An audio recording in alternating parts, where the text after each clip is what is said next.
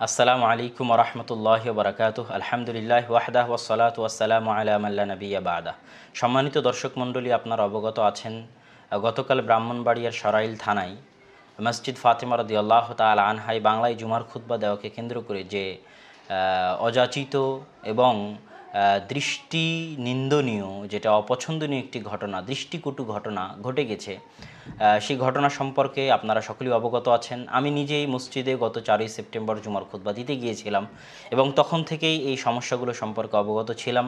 তো গতকালের ভিডিও দৃশ্যগুলো যার পর নিয়ে আমাকে কষ্ট দিয়েছে, তাই আজকে আমি আপনাদের সামনে হানাফি মাযহাবের দৃষ্টিতে জুমার খুতবা কী ভাষায় হওয়া উচিত সেই সম্পর্কে কিছু কথা বলার চেষ্টা করব ইনশাআল্লাহুল আজিজ।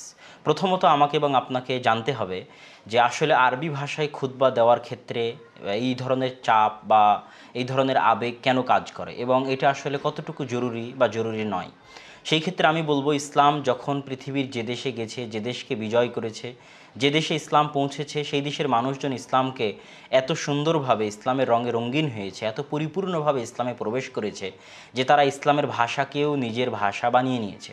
আপনি যদি ইতিহাস ঘেঁটে দেখেন তাহলে দেখবেন স্পেনে কোনো দিন ভাষা আরবি ছিল না, কিন্তু যখন ইসলাম স্পেনে প্রবেশ করে তখন সেই দেশের মানুষ তাদের ভাষাকে আরবি ভাষায় পরিণত করে ফেলেছে, তাদের ভাষা পরিবর্তন করে ফেলেছে।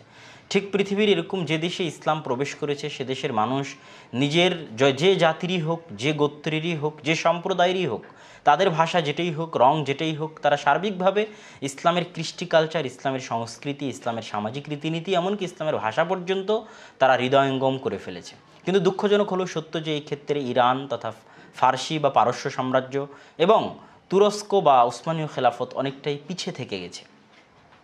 ওসমানী খেলাফতের বাদশাহ সালিম আল আউয়াল তিনি সর্বপ্রথম ভাষা আরবি পরিণত করতে চেয়েছিলেন, কিন্তু তিনিও পারেননি। এবং আজও আমরা জানি যে আরব বিশ্বের পাশে থাকার পরেও, ইরাকের পাশে থাকার পরেও এবং আরও আরব কান্ট্রির পাশে থাকার পরেও ইরানের ভাষা আরবি নয় বরং ফার্সি, এটা আমরা জানি। এবং তারই পরিপ্রেক্ষিতে যেহেতু আমরা এই ইরান তুরান থেকে আসা শাসক কর্তৃকই শাসিত হয়েছি এবং আমরা তুরস্কের ইসলামী খেলাফতের অধীনেই ছিলাম, সেহেতু আমাদের এই অঞ্চলগুলোতেও, ভারত, পাকিস্তান, বাংলাদেশেও আরবি ভাষা মানুষ সেভাবে হৃদয়ঙ্গম করতে পারেনি, বরং এদেশের মানুষের যেটা আদি ভাষা ছিল সেটাতেই মানুষজন থেকে গেছে।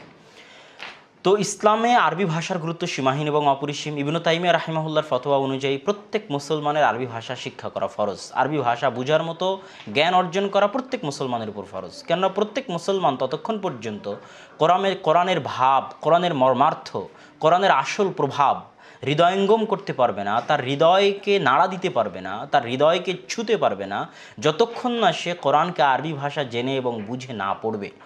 সেই জন্য প্রত্যেক মুসলমানের কোরআন বুঝার মতো, হাদিস বুঝার মতো আরবি ভাষা জানা ফরজ। এটি ইবনে তাইমিয়া রাহিমাহুল্লাহর ফতোয়া। সেই দৃষ্টিকোণ থেকে মসজিদে জুমার খুতবা আরবিতেই হবে বা আরবিতেই হওয়া উচিত, যেহেতু সাধারণ মানুষের আরবি ভাষা শেখা উচিত, এটা অবশ্যই ঠিক। কিন্তু যেই মুহূর্তে আমাদের দেশের জনগণ জানেন না আরবি, যে কারণেই হোক, যে ওজরেই হোক, যে সমস্যার কারণেই হোক, সেই সময় যখন দর্শক এবং শ্রোতার অধিকাংশই আরবি ভাষা সম্পর্কে অজ্ঞ, সেই সময় জুমার খুতবা কতটুকু আরবিতে দেওয়া বিবেকসম্মত। জুমার খুতবার ভাষাটা কি ইবাদত, এটা প্রথমত আমাদেরকে বুঝতে হবে। আমরা যখন সালাতে দাঁড়াই তখন কোরআনের আয়াতগুলো অবিকৃত এবং কোরআনের আয়াতগুলো অপরিবর্তনীয়, হুবহু ওই শব্দ এবং ওই বাক্যে যুগ যুগ ধরে চলে আসতেছে। কোরআনের ওই শব্দ এবং বাক্যগুলো ওইভাবেই পড়া হচ্ছে ইবাদত। কিন্তু রাসূল সাল্লাল্লাহু আলাইহি ওয়াসাল্লামের পক্ষ থেকে এরকম কি জুমার খুতবা আছে যে আল্লাহ রাসূল প্রত্যেক জুমায় হুবহু একই বাক্য, একই স্টাইলে, একই ধরনে, একই শব্দ, একই বাক্য বলতেন? যেই হুবহু বাক্য, হুবহু শব্দ পরবর্তীতে আবু বকর, ওমর, ওসমান, আলী রাদিয়াল্লাহু তাআলা আনহুম বলে এসেছেন, এরকম কি কোনো জুমার খুতবা পাওয়া যায় বর্ণিত? পাওয়া যায় না। তথা জুমার খুতবার ক্ষেত্রে ভাষার একতা, ভাষাটি ইবাদত নয়, বরং জুমার খুতবার মূল উদ্দেশ্য হচ্ছে ওয়াজ, নাসিহা, মানুষকে উপদেশ দেওয়া। এবং এটা সকল মাযহাবে একমত যে জুমার খুতবার মূল উদ্দেশ্য হচ্ছে মানুষকে উপদেশ দেওয়া। তাহলে মানুষ যে ভাষাতে বুঝবে সেই ভাষাতে উপদেশ দেওয়াটাই হচ্ছে ইসলামের দৃষ্টিতে বেশি বিবেকসম্মত এবং বেশি শরীয়ত সম্মত। মানুষ কিছুই বুঝলো না, আপনি আরবিতে বলে গেলেন, তাহলে একদিকে ইবাদতও হলো না, কেননা হুবহু আপনি যে আরবি বলতেছেন সেই আরবি যে আল্লাহ রাসূল বলে গেছেন এটারও কোনো প্রমাণ নাই। আরেকদিকে জুমার খুতবার যে মূল উদ্দেশ্য উপদেশ, নসিহাত, সেটাও হারিয়ে গেল। এই জায়গায় আমি আপনাদের সামনে বলতে চেয়েছি যে হানাফি মাযহাবে জুমার খুতবা কী ভাষায় হওয়া উচিত, আমরা এটা পেশ করার চেষ্টা করব ইনশাআল্লাহ। তো আপনাদেরকে একটা মূলনীতি জানিয়ে রাখি যে ভাষার দিক থেকে হানাফি মাযহাব সবচেয়ে শিথিল। হানাফি মাযহাবে জুমার খুতবা তো বহু দূরের কথা, যেখানে সালাতে কোরআনের অপরিবর্তনীয় শব্দ, কোরআনের অবিকৃত শব্দ হুবহু ওইভাবে পড়া ইবাদত, সেখানে আবু হানিফা রাহিমাহুল্লাহর নিকটে সালাতে ফার্সি ভাষায় বা অন্য কোনো ভাষায় যদি কোরআন পড়া হয় তবুও সালাত হয়ে যাবে। কেন আবু হানিফা রাহিমাহুল্লাহর নিকটে কোরআনের মুজিজা কোরআনের শব্দ নয় বরং কোরআনের অর্থ, কোরআনের নাজম মুজিজা নয় বরং কোরআনের অর্থ যেটা সেটা মুজিজা। ওই অর্থ যে ভাষাতেই আদায় করা হোক কোরআনের হক আদায় হয়ে যাবে, এবং কোরআনের হক যখন আদায় হয়ে যাবে তখন সালাতও হয়ে যাবে। এই কথা হানাফি মাযহাবের যেগুলোকে যাহিরুর রিওয়ায়া বা আস্তুর রিওয়ায়া বলা হয়, যেটা ইমাম মুহাম্মদ ইবনুল হাসান আশ-শাইবানী রাহিমাহুল্লাহর গ্রন্থগুলোকে, সেটির একটি গ্রন্থ হচ্ছে মাবসুত। সেখানে ইমাম মুহাম্মদ বলতেছেন যে ইমাম মুহাম্মদ তিনি বলছেন কুলতু আরাইতা রাজুলান, আমি জিজ্ঞেস করলাম যে কোনো লোক করা বিল ফারসিয়্যা ফিস সালাহ, সালাতে ফার্সিতে কোরআন তেলাওয়াত করলো, ওহুয়া ইহসিনুল আরাবিয়্যাহ, অথচ সে আরবি ভাষা ভালো জানে, তার সালাতের বিষয়ে আপনি কি বলবেন? তখন তিনি উত্তরে বললেন তুজজিহি সালাতুহু, তার সালাত হয়ে যাবে। আমি বললাম এরকম কি দোয়ার অবস্থাও? কাযালিকা দোয়াও কি এরকম? তিনি বললেন হ্যাঁ, দোয়ার বিষয়টিও এরকম। ওয়াহাদা কওলু আবি হানিফা। তারপর ইমাম মুহাম্মদ বলতেছেন আর এটি আবু হানিফা রাহিমাহুল্লাহর মত। আপনারা দেখতে পারেন মাবসুত ইমাম মুহাম্মদ আশ-শাইবানীর প্রথম খণ্ড 252 পৃষ্ঠা।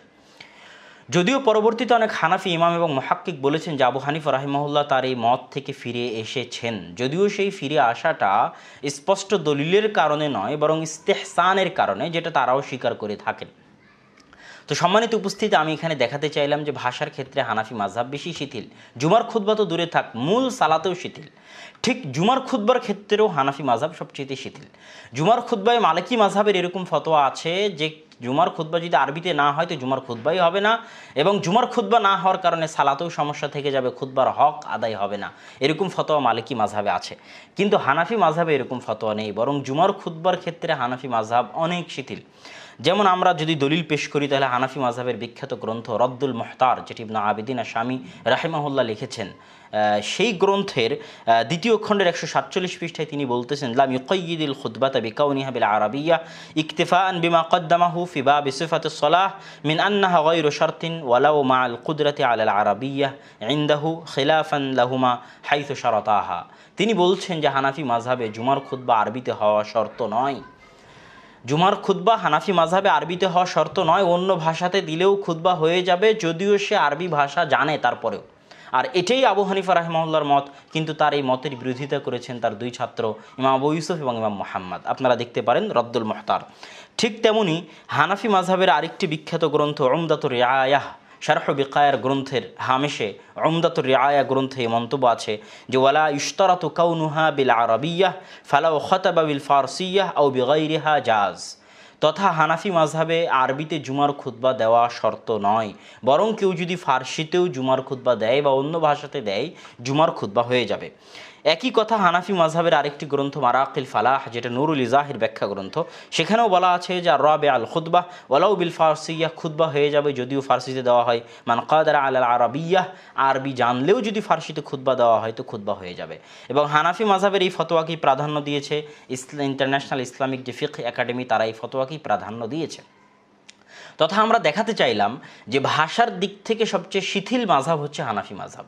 সালাতের ক্ষেত্রে আবু হানিফা রাহিমাহুল্লাহ শিথিল, আর যখন সালাতে শিথিল তখন জুমার খুতবায় তো আরও শিথিল হবেন, যা এই কয়েকটি দলিল থেকে আমি বোঝানোর চেষ্টা করেছি।